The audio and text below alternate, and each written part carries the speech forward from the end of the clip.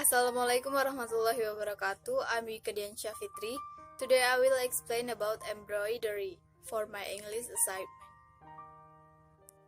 Embroidery is the craft work of decorating fabric or other materials by using needles and thread or yarn. Embroidery can also assimilate other materials such as pearl, beads, sequins, and other. Embroidery is mostly used on dress, shirt, denim, cap, stocking, and others. There are different types of embroidery used in clothing.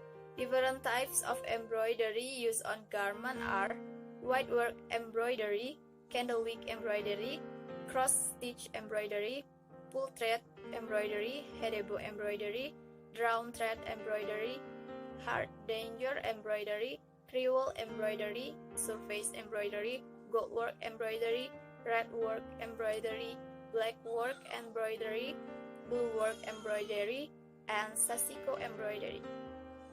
Let's see the picture of embroidery.